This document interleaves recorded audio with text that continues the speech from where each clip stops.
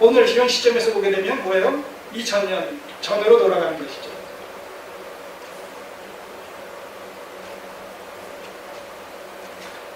주님의 심정이 어떠하셨을까요?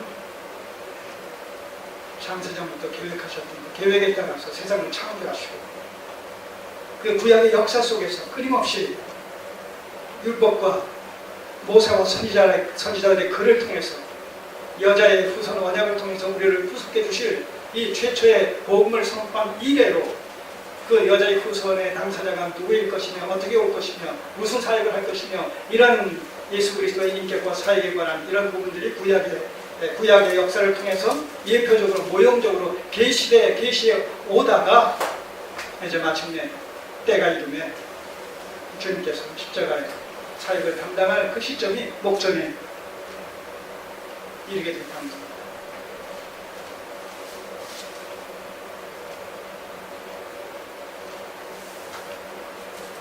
오늘 우리에게 임한 이 복음, 예수 그리스도께서 우리의 죄를 대속하시기 위해서 죽으셨다, 사흘 만에 살아나셨다, 우리의 죄의 저주를 받기 위해서 담당하시고자 죽으셨고 우리를 의롭다 하시기 위해서 다시 살아나셨다, 이렇게 우리가 얘기하고 있습니다만 이 일이 이루어지기까지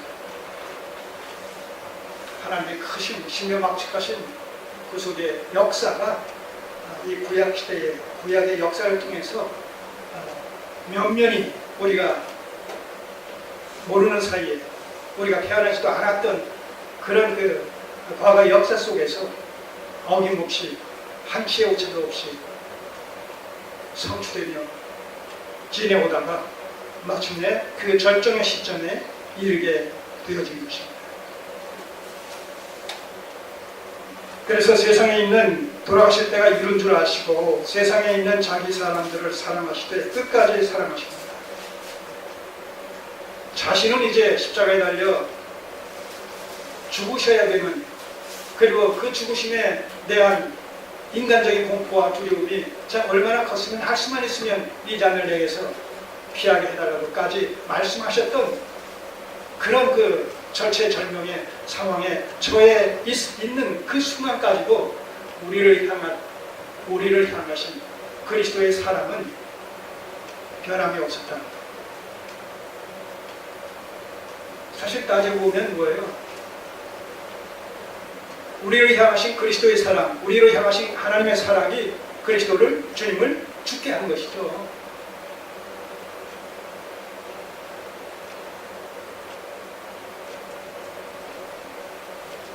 우리를 향하신 사랑 때문에 십자가에 달려 죽으신 거 아니겠어요? 그 사랑의 내용이 뭐예요? 죄로 말미암아 영원히 멸망당할 수밖에 없는 우리를 영생의 삶으로, 영생의 하나님의 나라로 옮겨주시기 위해서 그 사랑의 발로가 그 모든 죄의 질고를 담당하실 수밖에 없고 또 하셔야 되는 결정적인 하나의 동인으로 작용을 했다는 것이죠. 사랑이 우리 주님을 죽게 했습니다. 우리를 향하신 주님의 사랑, 우리를 향하신 하나님의 사랑이 하나님의 입장에서는 아들을 포기하시고 주님의 입장에서는 기꺼이 자신을 죽음에 내어주십니다. 이런 구속사역으로 구체화되어졌다는 것이죠. 그래서 우리가 그냥 말로 믿습니다 라고 간단히 고백할 수 있는 그런 성질의 것이 아니라는 것이죠. 정말 그분이 어떤 분인데, 그분이 왜 이 땅에 오셨고 왜 십자가에 달려 죽으셨는가 라는 사실을 나와의 관계 속에서, 우리와의 관계 속에서 분명하고 확실하게 이해를 하고 인식을 하고 그것이 우리 마음속에 인쳐져서 우리의 지점 위에 전인을 통해서, 전인격을 통해서 고백되어져야 된다. 우리가 남녀가 사랑하다가, 남녀가 서로 교제하다가 사랑을 고백하고 그 다음에 결혼을 제의하고 프로포즈를 하고 하는 이 모든 과정 속에서 그 사랑의 고백이라는 것이 결혼합시다, 결혼해주세요 라는 이런 고백이 그냥 하나의 입술의 고백으로 끝날 수 있는 그런 성질일 것입니까? 아니죠. 전인적인 고백이죠. 나와 평생을 같이 해 주시겠습니까?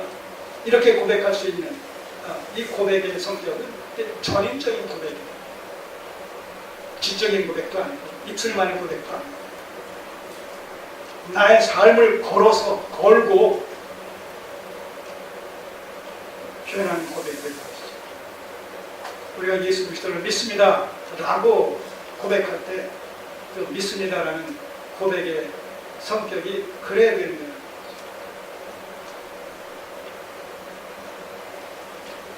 영생과 영골이 좌지우지 되어지는 그런 중차대한 그런 사건이기 때문에 끝까지 사랑하십니다. 끝까지 사랑하십니다. 자, 지금 끝까지 사랑하셨다고 말씀하시는데 그 뒤이어서 나오는 내용이 뭡니까? 2절에 보면 마귀가 벌써 시몬의 아들 가룟 유다의 마음에 예수를 팔려는 생각을 넣었다. 예수님을 배신할 것이라는 12제자 중에 한 사람 가룟 유다가 주님을 배신할 것이라는 사실을 주님은 알고 계셨음에도 불구하고 그를 내치지 않으셨다는 거예요. 끝까지 사랑하셨다는 그 사랑 속에 바로 이 가룟 유다까지도 포함되어 있다는 사실이에요. 그것은 무엇을 의미합니까? 말씀하시면 그가 회개하기를 주님께서는 팔리시는 직전까지, 잡혀가시는 직전까지 가룟 유다가 회개하기를 끊임없이 원하셨던 주님의 마음을 여기서 우리가 읽게 됩니다.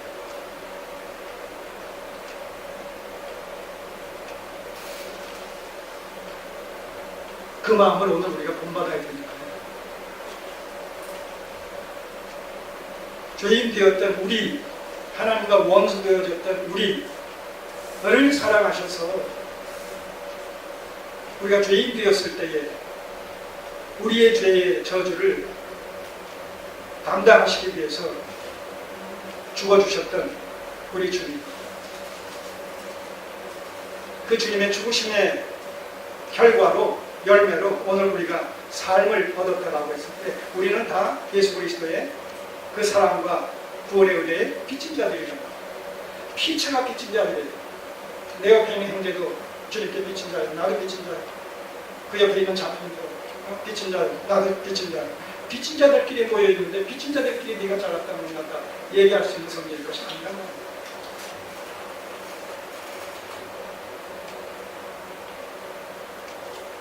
이 말씀이 오늘 이제 우리에게 주시는 두 번째 교훈이 그럽니다. 예수 그리스도의 구속 안에서 구원의 은총을 덧입은 하나님의 백성들의 모임, 구원 공동체, 언약 공동체, 사랑의 공동체인 교회 속에서 교회원들끼리 어떤 관계를 유지해야 될 것인가 라는 이 부분을 이제 둘째 문단에서 우리에게 아주 구체적으로 주께서 친히 제자들의 발을 씻겨주시는 그 모습을 통해서 두 번째 의미로 우리에게 교훈해 주시는 내용이 바로 그 부분입니다. 섬겨라.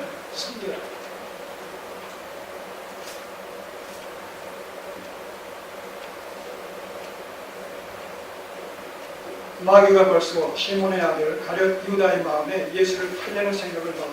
누가복음 22장에 보시면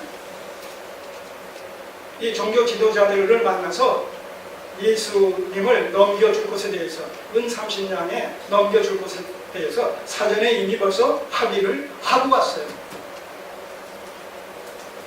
여기서 얘기하고 있는 마귀가 벌써 시몬의 아들 가룟 유다의 마음에 예수를 팔려는 생각을 넣었다라고만 얘기하고 있지만 누가복음에서는 이미 그러므로 말미암아 그가 사내들인 모임원들을 만나서 모종의 합의를 하고 예수님을 팔아 넘길 것에 대해서 합의를 하고 그리고 와서 지금 이 만찬의 자리에 6월절 만찬 자리에 지금 참여하고 있는 모습이 바로 여기 2절의 모습입니다. 사단의 사죄를 받았습니다. 그럼에도 불구하고 우리 주님은 그를 여전히 사랑하시면서 말씀하시는 그가 회개하기를 바라시면서 끊임없이 사인을 주시죠.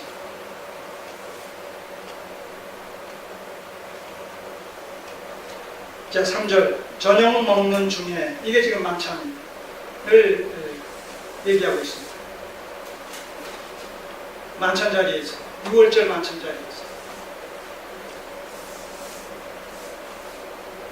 예수는 아버지께서 모든 것을 자기 손에 맡기신 것과 또 자기가 하나님께로부터 오셨다가 하나님께로 돌아가실 것을 아시고 모든 이런 이제 하나님의 구속의 경륜이 십자가를 중심으로 성취가 되어지고 이제 일단락되어지는 그런 내용들을 이제 주님께서 확신하시면서 저녁 잡수시던 자리에서 일어나 갑자기 겉옷을 벗고 수건을 가져다가 허리에 두르시고 이에 대하여 물을 담아 제자들의 발을 씻기시고 그 두르신 수건으로 씻기기를 시작하여. 자,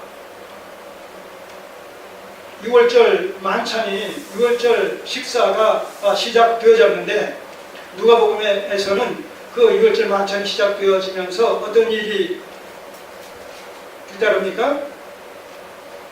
6월절을 폐하시고 성찬식을 제정하시는 그 사건이 누가복음 22장에 소개되고 있지 않습니까?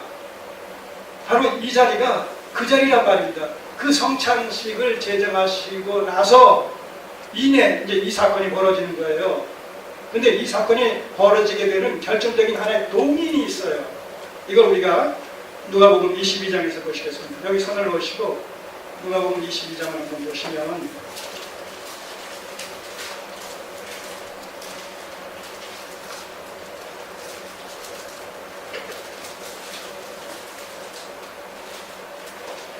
자, 참고 삼아서 좀 더 보충 설명을 해드릴게요. 22장 3절부터 보시죠. 22장 3절 보시면 12 중에 하나인 가룟인이라 부르는 유대에게 사단이 들어가니 이에 유다가 대제사장들과 군관들에게 가서 예수를 넘겨줄 방책을 의논하며 저희가 기뻐하여 돈을 주기로 언약하는지라 유다가 허락하고 예수를 무리가 없을 때에 넘겨줄 기회를 찾더라. 바로 이것이 지금 2장에 소개된 그 내용입니다. 자,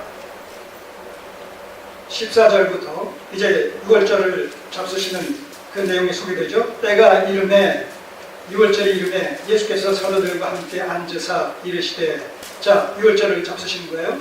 그러면서 6월절을 폐지하시고 그 다음에 19절을 보시면 또 떡을 가져 살해하시고 떼어 저희에게 주시며 가라사대 이것은 너희를 위하여 주는 내 몸이라 너희가 이를 행하여 나를 기념하라 하시고 저는 먹으니 잔도 이와 같이 하여 가라사대 이 잔은 내 피로 세우는 새 언약이니 곧 너희를 위하여 붓는 것이라. 자, 그래서 6월절을 폐지하시고 피로 맺은 새 언약의 의미를 담고 있는 성찬식을 제정하신단 말입니다. 자, 22절 그러나 보라 나를 파는 자의 손이 나와 함께 상 위에 있도다. 이거 예수가 암시 주시는 거예요. 지금 이건 다른 제자들은 모르겠지만 누구는 알겠어요. 지금 예수님의 저 말씀이 지금 누구를 향한 말씀이다라는 것은 누구는 알겠어요. 가룟 유다는 알 거란 말입니다. 아는데도 불구하고 그에게 마음을 가는 것이 아니라 더 강탁해지는 이런 모습을 보는 것이죠.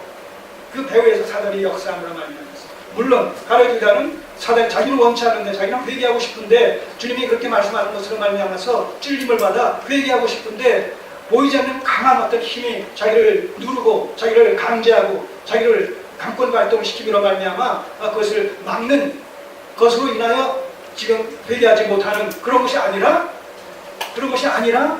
예, 자기 의지에 따라서 자기 원함에 따라서 자기 이해관계에 따라서 자기는 그렇게 하고 있는 거예요. 그래서 지난번에 의문을 드렸지만 하나님의 절대 주권과 인간의 자유의지라는 관점에서 하나님은 강제성을 띠고 강권 발동을 해가지고 인간의 자유의지를 하나님의 기뻐하시는 뜻가운데 주관하시는 것이 아니라 일반